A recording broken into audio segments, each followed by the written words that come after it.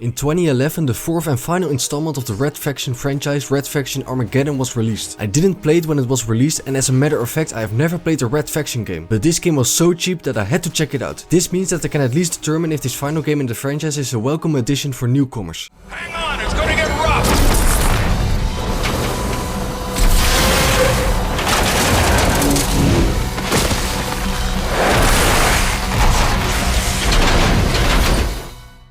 I could go into details with regards to the story, but I found the story so uninteresting that I still have no idea what really happened. This isn't helped by the fact that most male characters are bald, making them stand out less and look the same. Not to mention that the transition from gameplay to cutscenes can be really abrupt, making me feel less immersed and involved while I'm playing the game. Throughout the game you can also find audio logs that add more context to the things that are happening, but because I didn't care about the story I never listened to them and I only collected them to get an Xbox 360 achievement. All you need to know is that you play as Darius and need to stop a group of cultists. In regards to gameplay, Red Faction Armageddon plays as a third-person shooter with a large emphasis on destruction, which the first level perfectly illustrates, making for a great introduction that shows you just how much is destroyable within the environment. But thanks to your nanoforge you can also repair previously destroyed buildings and objects, allowing you to reach otherwise inaccessible areas. This makes the game stand out from the competition, and this is the only game that I have ever played that lets you rebuild buildings that you have destroyed. You can level up your abilities once you've obtained 1000 salvage points, and some abilities like an enemy health bar or being able to carry more ammo are really useful and feel like necessities. To kill enemies the game offers a variety of weapons, and every now and then you get to take control of a vehicle, ride in a minecart or use a mech suit. Though unfortunately this doesn't prevent the game from becoming very repetitive. Because the areas are darkly lit, have a brown color tint and are just filled with the same looking enemy types, they all feel similar, and this makes the areas feel uninspired and just boring to explore. At which point I just avoided as many enemies as possible and went straight for the objective, which was quite easy since I wasn't playing on the hardest difficulty setting and because you can see your objective at all times. It seems like the developers knew I would apply this tactic, as the later sections of the game have much more parts where you need to defend a location or clear out all enemies before you can progress. I guess that this is where Red Faction Armageddon fails, because if you would rather rush through the game and play it as little as possible, that's a sign that it isn't fun to play. The game also suffers from framerate issues when there are lots of enemies and when you destroy huge buildings. At that point I wasn't killing enemies to survive, but to return to a stable framerate to make the game more bearable again. Aside from the campaign there are two additional modes, Infestation and Ruin mode. In Infestation you either need to survive or defend a building against waves of incoming enemies. By surviving waves you unlock more weapons and get points that you can use to upgrade your abilities, just like in the campaign. But after about 10 minutes I already got bored, as the gameplay never changes from shooting more aliens. Though I'm assuming this mode will be more enjoyable when you play it with friends, the other one, Ruin mode, can only be played if you redeem the code that you got with the game. In this mode you have to destroy as many buildings and objects under a certain time limit to get the highest score, and by reaching a certain number you unlock another map where you can do it all over again. In total there are 5 maps, but after beating each score I had no desire to beat my personal score again. So this is just one of those modes that you play once and then never check out again. But at least it's not as boring as the Infestation mode.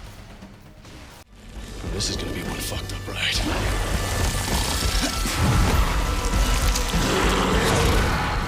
This game marked the end of the Red Faction franchise, and while it isn't bad, it's just painfully average, with repetitive and boring enemy encounters, an uninteresting story and an unappealing color scheme. Aside from the destruction and restoration aspect, this game does nothing to stand out from other third-person shooters. The only reason why I would return to this game would be if I decided to play it with friends, but even then we will probably play it once and then switch to more enjoyable games like Call of Duty Black Ops 2. Thus, Red Faction Armageddon is one of the most forgettable games I have ever played.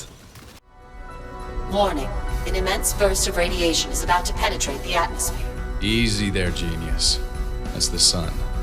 My sensors are overloading. Mine too.